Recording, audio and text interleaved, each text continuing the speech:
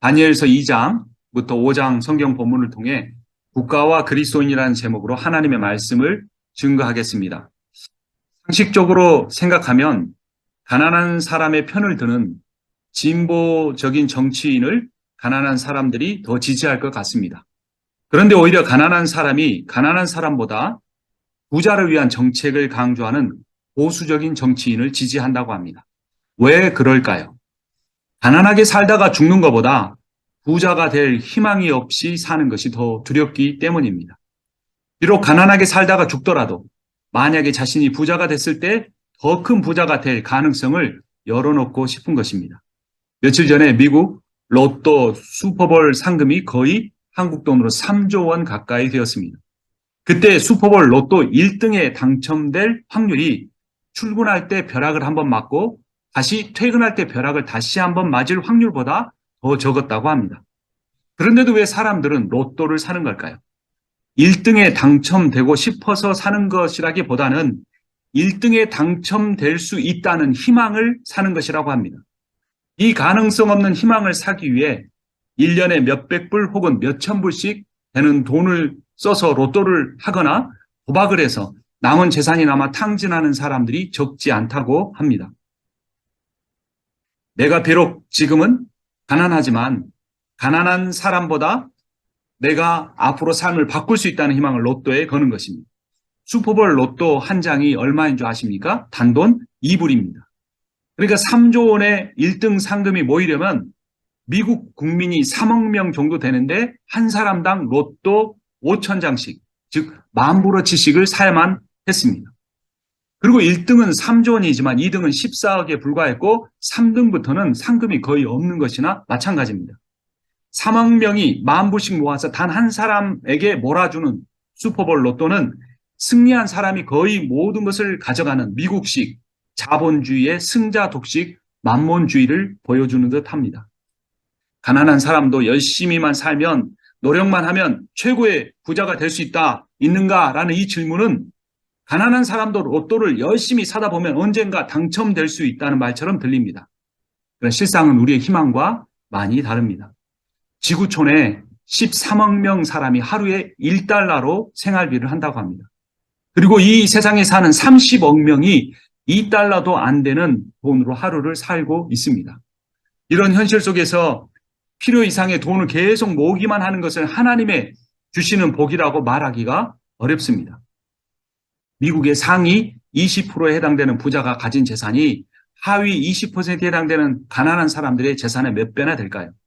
19세기 말에는 7배에 불과했는데 20세기 말에는 무려 75배가 되었고 지금 우리가 살아가는 21세기에는 무려 95배 이상이라고 합니다. 그리고 미국에서 상위 부자부터 1위, 2위, 3위 해서 400명의 재산이 하위 1억 5,500만 명이 가진 재산보다 더 많다고 합니다. 미국 대기업 CEO의 연봉은 그 회사 직원 전체 임금의 평균의 몇 배나 될까요? 1990년대에는 30배에 불과했는데 현재는 무려 500배라고 합니다. 자본주의가 나쁘고 공산주의가 좋다는 의미가 아닙니다. 성경은 자본주의냐 공산주의냐 이 둘 중에 하나를 택하라고 명령하지 않습니다. 단지 인간의 탐욕을 신격화하지 말라고 합니다. 돈과 성공과 권력을 향한 탐심이 우상숭배이기 때문입니다. 공산주의나 자본주의가 생겨나기 전의 세상은 어떠했을까요? 인류 역사를 통해서 가장 거대하고 부유하고 강력했던 나라가 있는데 바로 오늘 본문에 나오는 바벨론입니다. 특히 바벨론 왕 느부갓네살은 막강한 권력을 가졌습니다. 그는 인간으로서 최고의 자리에 올랐습니다. 그러자 자신을 신격화하기 시작합니다. 오늘 함께 읽은 다니엘서 3장 5절을 제가 읽고 6절은 함께 읽도록 하겠습니다. 다니엘서 3장 5절입니다. 나팔과 피리와 검은고와 사형금과 칠형금과 풍수 등 갖가지 악기 소리가 나면 느부갓네살 왕이 세운 금신상 앞에 엎드려서 절을 하시오. 누구든지 엎드려서 절을 하지 않는 사람은 그 즉시 불타는 화덕 속에 던져 넣을 것이요. 다니엘의 세 친구가 절을 하지 않았습니다. 그리고 누군가가 우상 숭배를 거절하는 그들을 고발했습니다. 13절을 제가 읽고 14절을 같이 봅니다. 이 말을 듣고서 느부갓네살 왕은 노하여 사드락과 메삭과 아벳느고를 데려오라고 명령하니 그들이 왕 앞에 붙들려 왔다. 느부갓네살 왕이 그들에게 물었다. 사드락과 메삭과 아벳느고, 들어라. 너희가 참으로 나의 신을 섬기지 않고 내가 세운 금신상에게 절을 하지 않았느냐? 느부갓네살 왕은 지금이라도 절을 하면 살려주겠다. 그러나 절을 하지 않으면 불타는 용광로에 던져냈겠다고 협박했습니다. 그 협박은 그런데 사람에 대한 것이 아니고 하나님에 대한 것입니다. 3장 15절을 제가 읽습니다. 지금이라도 너희가 나팔과 피리와 검은과 사형군과 칠형군과 풍수 등 갖가지 악기 소리가 날 때 내가 만든 신상에게 엎드려 절을 할 마음이 되어 있으면 괜찮다. 그러나 그렇지 않으면 즉시 불타는 용광로 속에 던져놓을 것이다. 어느 신이 너희를 내 손에서 구해낼 수 있겠느냐. 느부갓네살 왕이 말한 어느 신에는 여호와 하나님도 포함되어 있었습니다. 과거에 느부갓네살 왕은 아무도 해석하지 못하는 꿈의 내용을 다니엘이 알아맞추고 해석했을 때 다니엘이 믿는 그 여호와 하나님을 찬양했습니다. 여러분 한 장 앞으로 가봅니다. 2장 47절입니다. 왕이 다니엘에게 말했다. 그대들의 하나님은 참으로 모든 신 가운데서 으뜸가는 신이시여 모든 왕 가운데 으뜸가는 군주이시다. 그대가 이 비밀을 드러낼 수 있었으니 과연 그대의 하나님은 비밀을 드러내는 분이시다. 하나님께서 드러내신 비밀은 그가 꾼 꿈이었습니다. 그가 꾼 꿈에 등장하는 신상의 금머리는 그가 다스리는 바벨론은, 은가슴과 두 팔은 바벨론을 무너뜨릴 페르시아를, 노배와 허벅지는 페르시아를 무너뜨릴 그리스를, 쇠발은 그리스를 무너뜨릴 로마를 상징했습니다. 꿈의 메시지는 뭐냐면 이 세상에 어떤 강력한 나라도 영원하지 못하다는 겁니다. 언젠가는 무너진다는 의미였습니다. 느부갓네살 왕도 자신의 나라가 페르시아에 의해 멸망할 것이라는 사실을 깨닫고 겸손하게 무릎을 꿇었습니다. 그가 꿈을 해석하는 다니엘에게는 절을 하고 그 꿈의 비밀을 풀어주신 여호와 하나님을 찬양했습니다. 그런데 얼마 지나지 않아 느부갓네살 왕은 다시 교만해졌습니다. 그리고 모두가 볼 수 있는 넓은 평지 위에 자신이 꿈에서 본 그 신상을 금으로 만들고 모든 백성으로 하여금 그 앞에 절하게 만들었습니다. 하나님의 계시를 거부하고 자신의 운명을 새롭게 만들기 위한 어리석은 결정이었습니다. 3장 1절 말씀 다시 한번 같이 읽겠습니다. 느부갓네살 왕이 금으로 신상을 만들어서 바벨론 지방의 두라 평지에 세웠는데 그 신상은 높이가 60자, 너비가 6자였다. 높이는 27m나 됐습니다. 아파트 10층 높이였습니다. 넓은 평지에 세워서 어디서나 잘 보이게 만들었습니다. 금으로 만들어서 멀리 쏘도 번쩍번쩍 빛이 났습니다. 하나님을 찬양하던 느부갓네살의 믿음은 어디로 갔습니까? 그의 믿음은 바뀌지 않았습니다. 그는 여전히 여호와 하나님의 위대함을 잘 알았습니다. 다만 그가 가진 믿음대로 행하지 않은 것뿐입니다. 예수님의 동생 야고보는 이런 믿음을 귀신의 믿음이라고 했습니다. 야고보서 2장 19절 20절을 보면 그대는 하나님께서 한 분이심을 믿고 있습니다. 잘하는 일입니다. 그런데 귀신들도 그렇게 믿고 떱니다. 아, 어리석은 사람이여, 그대는 행함 없는 믿음이 쓸모가 없다는 것을 알고 싶습니까? 영혼이 없는 몸이 죽은 것과 같이 행함이 없는 믿음은 죽은 것입니다. 귀신의 믿음이란 알기는 아는 대로 살지 않는 믿음입니다. 바빌론의 어느 학자나 마술사도 풀지 못한 자신의 꿈을 알고 해석한 다니엘의 하나님을 찬양했던 느부갓네살 왕의 믿음도 행함이 없는 죽은 믿음이었습니다. 금신상의 꿈은 느부갓네살의 나라가 영원하지 않고 망한다는 의미였습니다. 그러나 느부갓네살은 자신이 본 신상을 금으로 만들고 그것에 절하게 했습니다.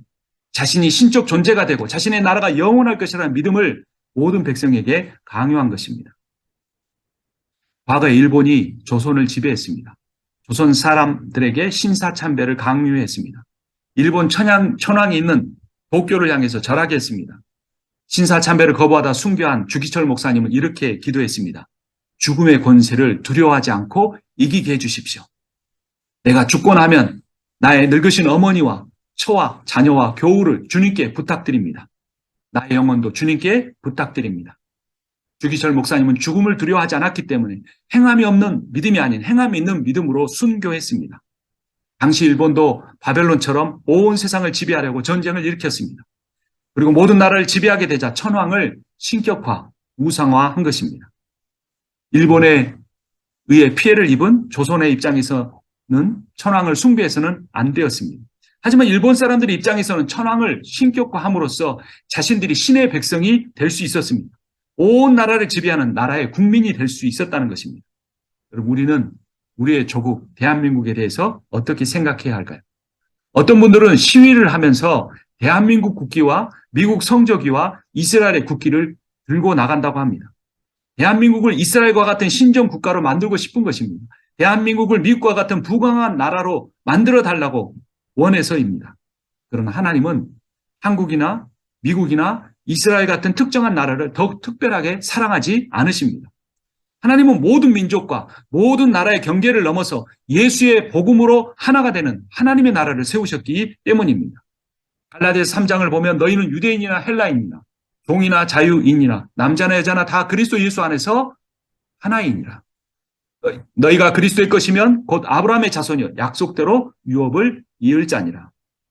하나님은 민족이나 신분이나 빈부의 차이나 성별로 인해 차별하지 않으십니다.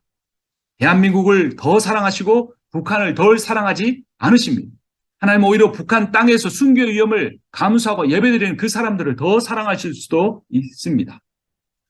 여러분들에게도 자녀가 있습니다. 말 잘 듣고 출세한 자식과 말 잘 듣지 않고 실패한 자식이 있다면 어느 자식을 더 사랑하겠습니까? 부모라면 두 자녀를 똑같이 사랑할 것입니다. 하지만 잘 되지 못한 자녀로 인하여 늘 마음이 아프고 신경이 거기에 더 쓰일 것입니다. 하나님의 마음도 이와 마찬가지입니다. 그리스도인에게 국가는 우상화되기 쉬운 존재입니다. 그리스도인에게 국가의 지도자는 신격화되기 쉬운 존재입니다. 제가 얼마 전에 어떤 뉴스를 봤습니다. 한 목사가 사람들을 모아놓고 예배를 드리는데 예배당 뒤편에 커다란 수미터에 달하는 박정희 대통령의 영정사진을 걸어놓고 박정희 대통령의 추모 예배를 드렸습니다. 예배라는 단어 앞에는 어떤 수식어도 붙어서는 안 됩니다. 누구누구 추모 예배, 누구누구 위로 예배는 다른 표현이 아닙니다. 그것은 미신적 행위에 불과합니다. 예배의 대상은 살아계신 하나님 한 분뿐이시기 됩니다. 한 분뿐이시기 때문입니다. 물론 예배를 드리다 보면 위로도 받습니다. 물론 예배를 드리다 보면 추모를 하게도 됩니다. 그러나 예배 자체의 목적을 사람을 위한 위로나 추모가 되어서는 안 되는 것입니다. 특히 예배의 대상이 국가나 국가 지도자가 되면 너무나 위험합니다. 또한 자기 민족만 하나님께서 특별히 택했다고 하면 하나님을 편애하시는 옹졸한 분으로 만드시는 겁니다. 저는 스포츠 중에 축구를 좋아합니다. 하지만 제가 하나님께 축구를 특별하게 복주시라고 기도하지 않습니다. 저는 저의 조국 대한민국을 매우 사랑합니다. 하지만 하나님, 대한민국을 특별하게 복주시라고 기도하지 않습니다. 무엇인가에 대한, 특히 국가에 대한 사랑이 우상 숭배가 되기가 가장 쉽기 때문입니다. 조국을 사랑하되 다른 나라를 자기 나라보다 더 사랑하는 사람만이, 다른 가난한 나라를 내 나라보다 더 복주시라고 기도하는 사람만이 진정한 선교를 할 수가 있습니다. 그리스도인은 어떤 국가나 어떤 정부를 기대해야 합니까? 정부가 너무 약해지면 개별 시민의 죄성이 통제되지 않습니다. 범죄가 넘쳐날 수 있습니다. 그러나 정부가 너무 강해지면 통치자의 독재가 제어되기가 어렵습니다. 어떻게 해야 할까요? 예수님께서 정치의 원리를 분명하게 가르쳐 주셨습니다. 강한 자가 낮은 자를 섬기는 나라가 돼야 한다. 예수께서는 십자가를 지시기 전에 진정한 국가 지도자나 권력과 부를 가진 사람이 어떻게 해야 하는가를 분명하게 말씀하셨습니다. 마태복음 20장을 보면 너희가 아는 대로 이방 민족들의 통치자들은 백성들을 마구 내려 누리고 고관들은 백성에게 세도를 부린다. 그러나 너희끼리는 그렇게 해서는 절대 안 된다. 너희 가운데서 위대하게 되고자 하는 사람은 누구든지 너희를 섬기는 사람이 되어야 하고 너희 중에 으뜸이 되고자 하는 사람은 너희의 종이 되어야 한다. 인자는 나는 섬김을 받으러 온 것이 아니라 섬기러 왔으며 많은 사람을 위하여 자기 목숨을 몸값으로 치러주려고 왔다. 이것이 복음입니다. 이것이 우리가 따라야 할 국가가 아니고 정치 원리입니다. 다니엘의 세 친구는 바벨론 지역의 총독으로 여러 나라를 아주 잘 다스렸습니다. 하지만 국가가 우상이 되는 것은 거부했습니다. 그들은 누구보다도 느부갓네살 왕을 잘 섬기고 그에게 충성했지만 그를 상징하는 금신상에 절하는 것은 거부했습니다. 그들은 느부갓네살 왕의 명령을 거부하고 죽음을 선택했습니다. 오늘 본문 다시 한번 같이 읽겠습니다. 다니엘서 3장 17절을 제가 읽고 18절을 함께 읽겠습니다. 17절입니다.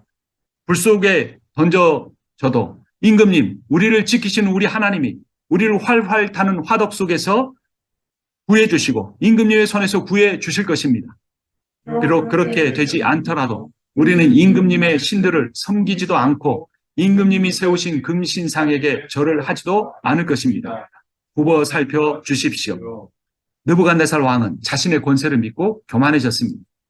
자신을 위해 일하는 충성스러운 관리가 그런데 자신과 다른 신앙과 견해를 가지고 있다고 해서 용광로 속으로 던져버렸습니다. 그는 권세란 다른 사람을 섬기기 위해서 주어졌다는 하나님의 뜻을 깨닫지 못했습니다. 교만해질 수 있는 존재는 국가의 왕만이 아닙니다. 교회 목사도 교인들에게 교만해질 수 있습니다. 자기 말을 듣지 않는 사람은 지옥에 간다고 설교하는 목사도 있습니다.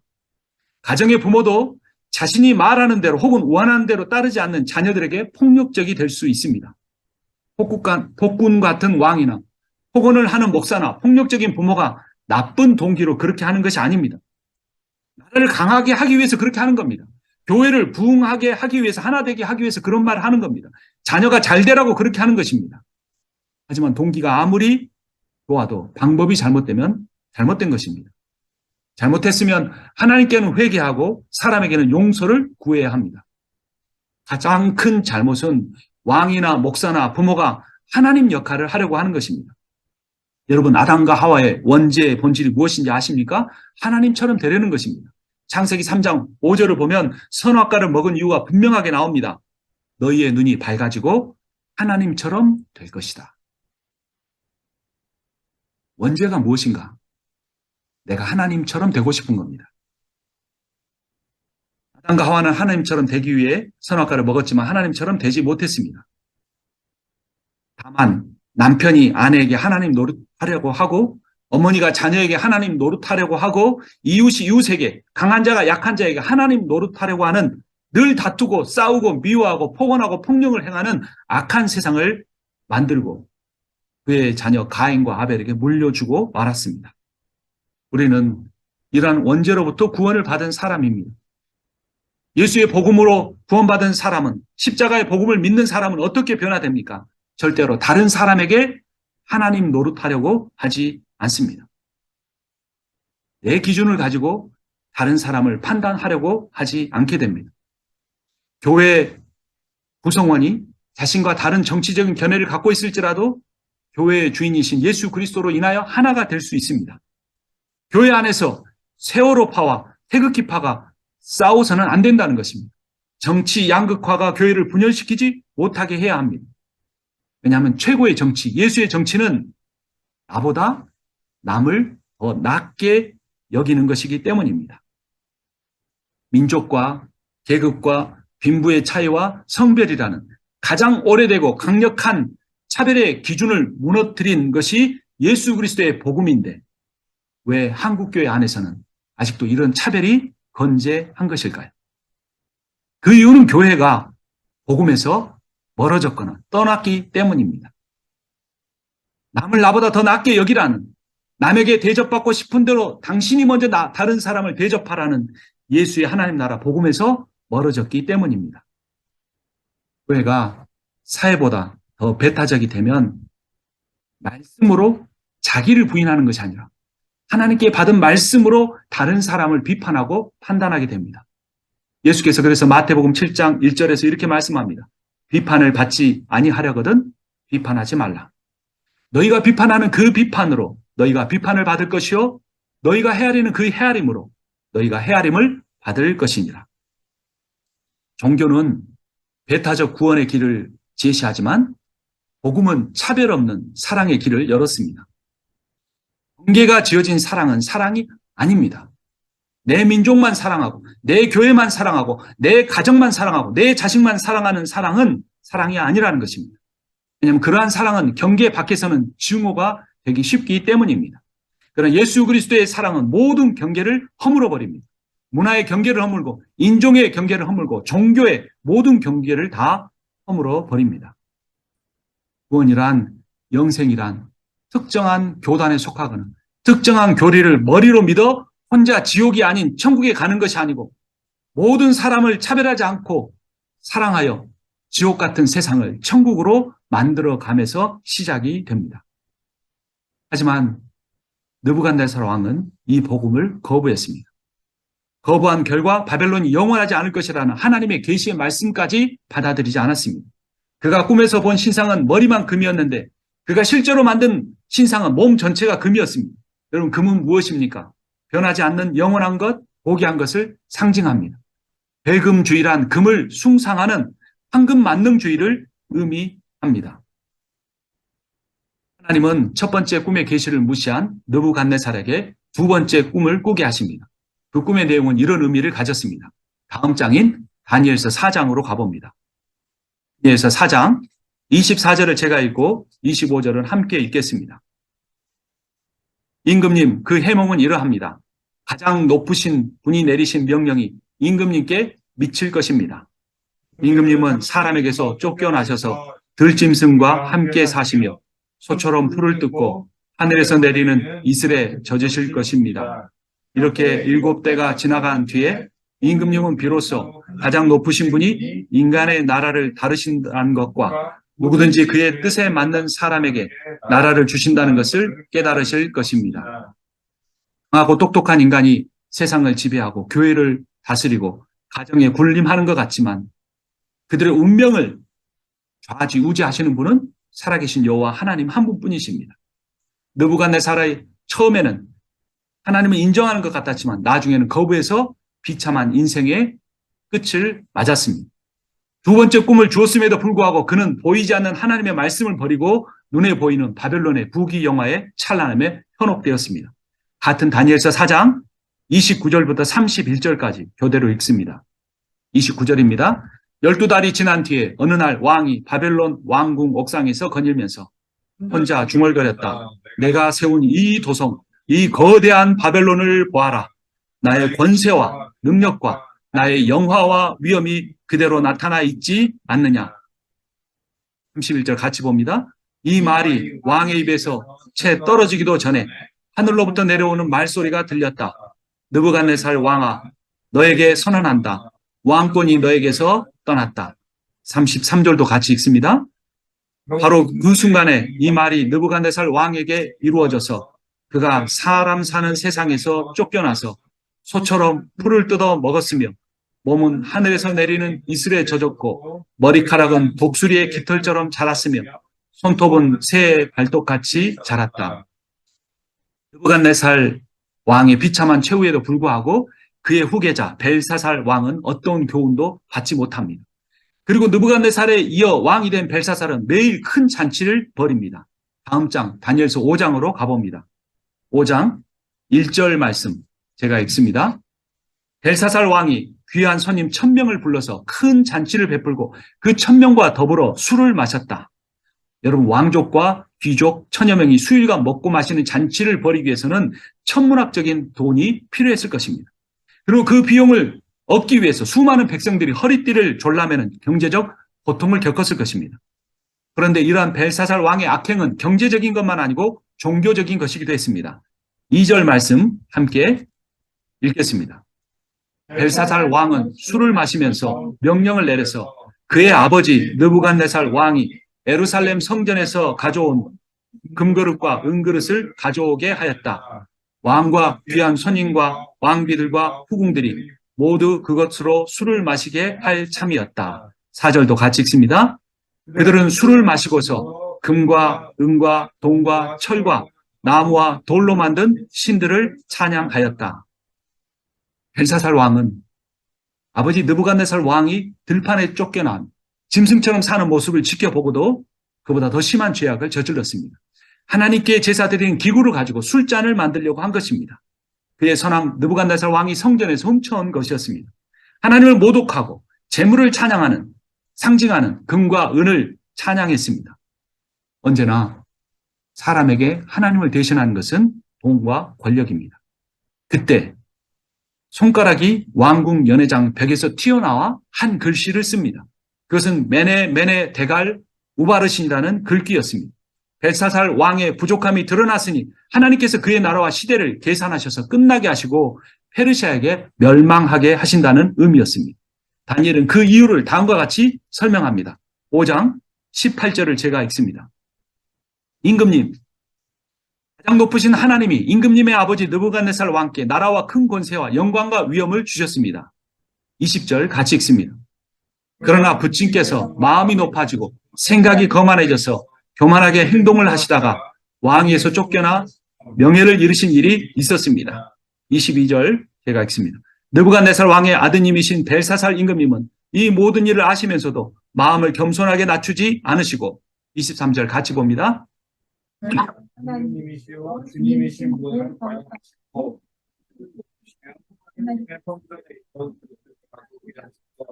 임금님과 귀한 손님과 그것으로 술을 마시게 하셨습니다. 그리고 임금님은 보거나 듣거나 알지도 못하는 금과 은과 동과 새와 나무와 돌로 만든 신들을 찬양하시면서도 하나님 임금님의 호흡과 모든 길을 주장하시는 하나님께는 영광을 돌리지 않으셨습니다. 그 말을 듣고 두려운 벨사살 왕이 다니엘을 나라의 총리로 다시 세웁니다. 이미 늦었습니다. 그날 밤에 벨사살은 세상에서 가장 화려한 잔치를 벌이던 그 장소에서 살해당하고 맙니다. 여러분, 전도서는 인생을 헛되다라고 말합니다. 전도서 1장을 보면 헛되고 헛되다. 헛되고 헛되다. 모든 것이 헛되다. 사람이 세상에서 아무리 수고한들 무슨 보람이 있는가. 느부갓네살 왕의 인생도 헛됐습니다. 최고의 잔치를 벌이던 벨사살 왕의 인생도 헛됐습니다. 그런데 여러분, 인생이 헛되다고 하는 이 말은 인생이 무의미하다 이런 의미가 아닙니다. 허무하다 이런 의미가 아닙니다.